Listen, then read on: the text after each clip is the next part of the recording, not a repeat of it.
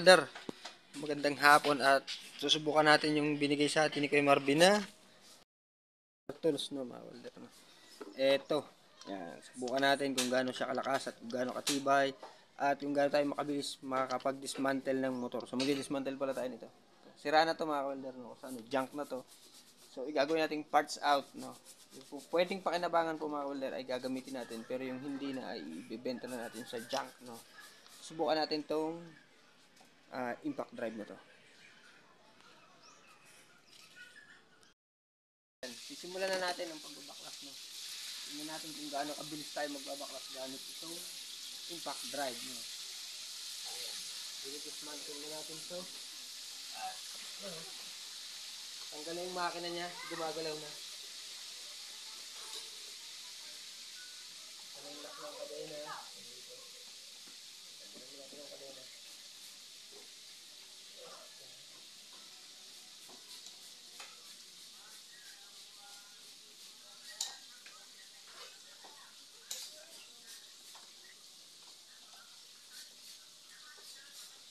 Meron pa magtanggal ang kadena.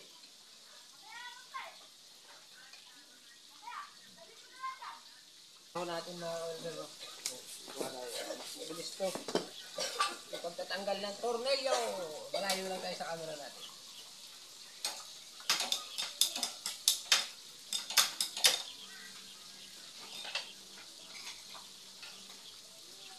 Hindi natin matanggal.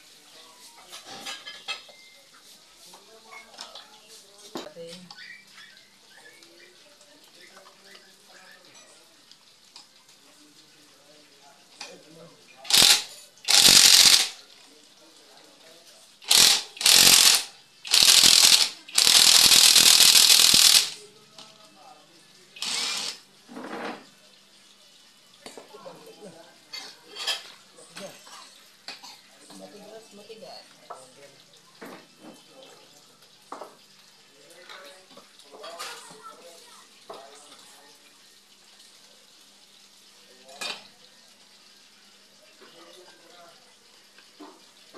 Malakas po ito, malakas.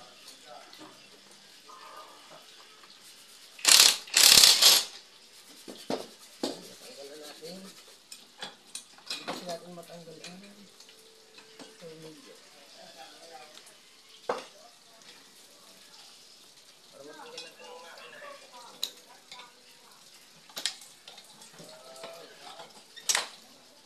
So yun, natanggal na natin. Ano po ito, mga order? Dismantle tayo.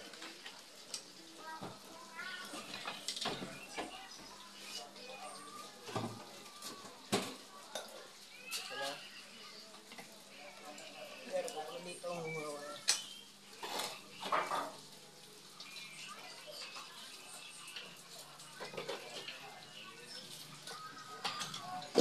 Tingnan natin lahat.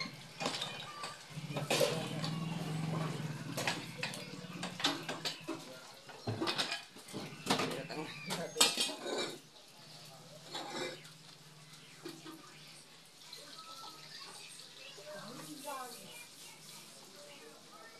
Wala to, yung itong sheet.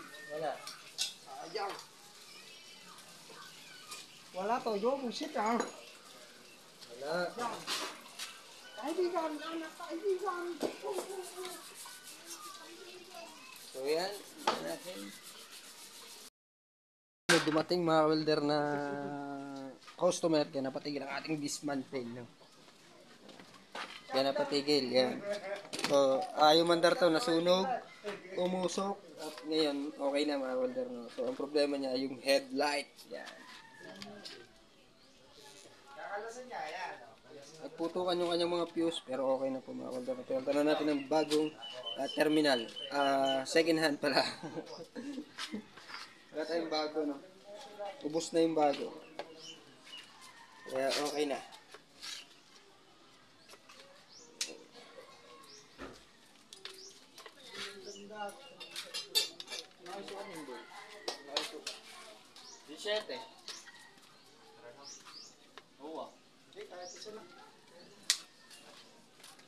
Yan, tatanggalin natin. So ito kanina hindi umaandar. Ngayon, papaandar na natin.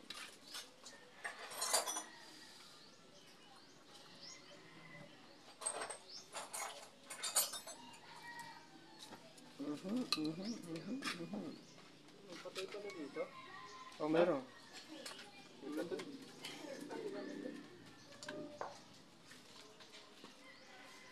Alright, at ito magkaiba ng kulay, ito magkaiba rin ng kulay kasi magkaiba sila ng kinuha natin. Ito galing Suzuki, ito galing Honda.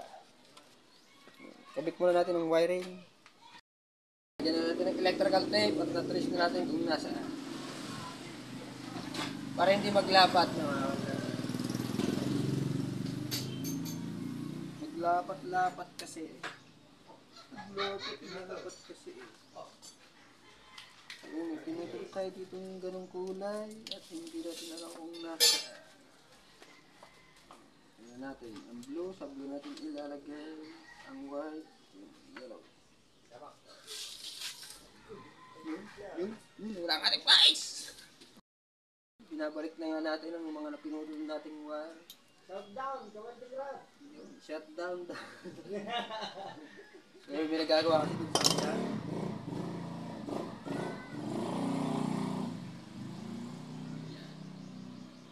Saan natin tinanggal? Doon natin tatanggalin. Ay, kakabit pala. Ikakabit. No?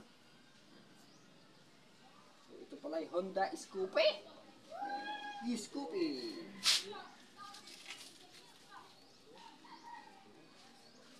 Lagyan natin ng electrical tape para safe. Mga welder. Safe. Ang tape ay safe. Para hindi mag-spark. O mag-ground system. Kasi mag-ground system to eh. So dinala ko dito at umusok yung unahan, yung ulo uminit. At headlight ang naging problema. Sa ngayon, i-check na natin.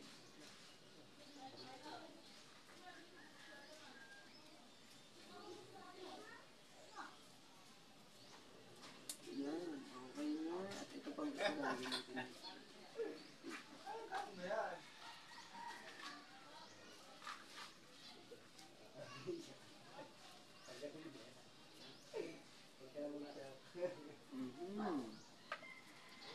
Na-trace naman natin. So, mamaya na po ulit! So, yung mga welder, at yan ay ating nang na-trace na battery operated pala. Ginawa nilang battery operated yung headlight na LED. So, nakita na natin ang problema, nasunog dahil naglapat ang hindi dapat maglapat. No? So, yun yung ground at saka yung positive. No? Naglapat kasi. Nagganon. Ah! Hindi, nagdikit, di ba? Oo. Sama kasing iniisip itong kasama ko dito. Ito, oh. Pakbo yan, pakbo. Ito ang pakbo ng bukala. So, check natin, kuha natin yung ating mahiwagang test light. No? Yun yung pinaka-importante sa electrical. Yan.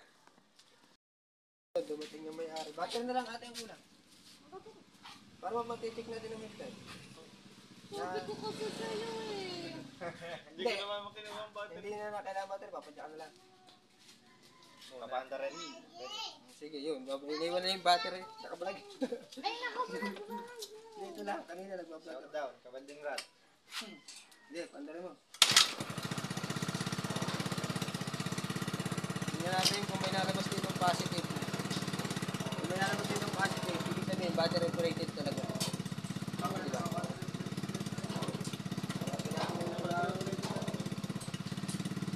Diba?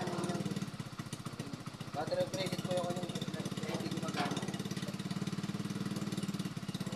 Gumagana to kapag nilagay natin itong yellow at green. Kaso, hindi ko kaya kasi pandat-pandat lang ito. Kaya natin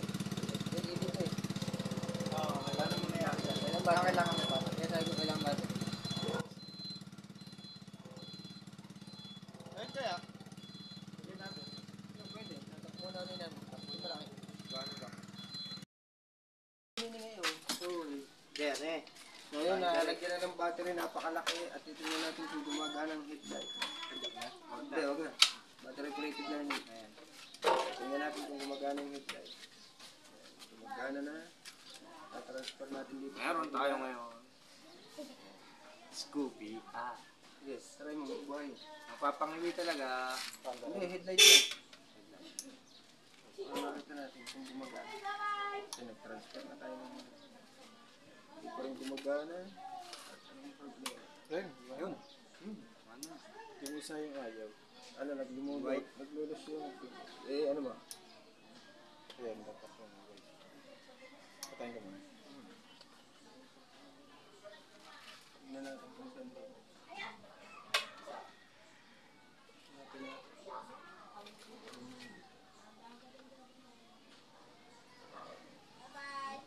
Hindi na nagka-problema.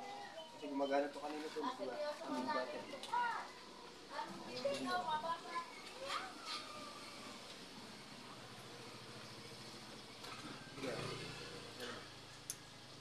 Isa. Gumagana. Ibig sabihin, Ano ba yung high natin? white. Ay, ano? Dilaw. Bilang. Ano yan nakalagay dyan? Baliktad. Pagkabaliktad. Masaway nga yung white yung ano eh. Dito, ay mo na. Naglulos na naman.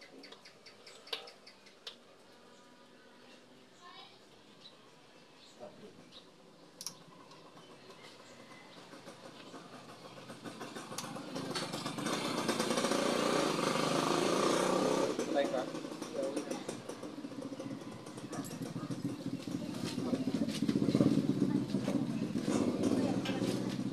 May mga burger-burger ba? Naku, hindi nag-burger yun si Kuya RJ. Ang mga minemerit na niya yung mga ano, Italian foods. Yes, pag buka na kay ate, ano yung puti?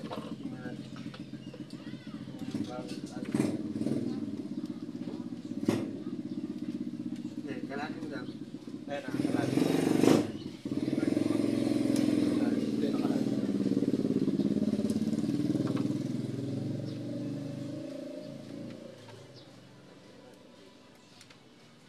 Patayin ka muna. Okay, buhay mo. Ayan, yung gitna.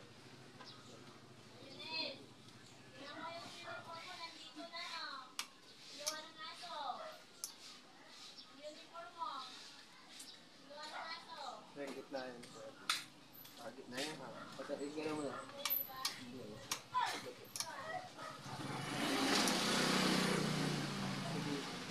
Yan. Ayan, nakakit sa atin.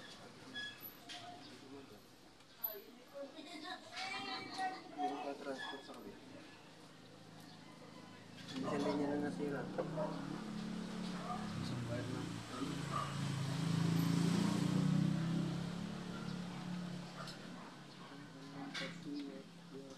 Agit na yan.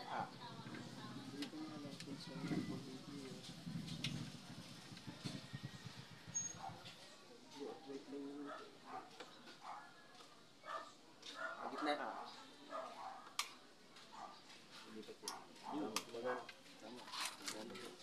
Sabihin, tendency mo mga dyan. Yung. Lumipat na. Nakakagitna. Ay, hindi pala nakagitna yun. Nakagitna. Ayan. Ayan, gitna. Aba, what's up mga ka-welding rod? Ito ka na naman kami ngayon at gumagawa ng video. Oh. Ayan. I-post muna natin. I-post. White balls na. So yung mga older at nandito pala si Kunsi Halando dumating. Tinuturuan ko, Sir Jay. Sinayos ka-welder, tinuturuan ko ang gagawin. At na-solve na namin yung problema. Naibalik na natin, may headlight mo rin. Gumagana na. Sana bibili daw sila ng buong harness kasi umusok. Natakot agad yung may-ari. Saan? Wala naman lumalag. Diyan.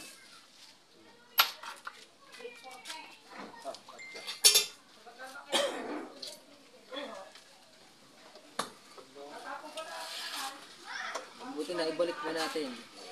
So, ikutan na lang natin at okay na to.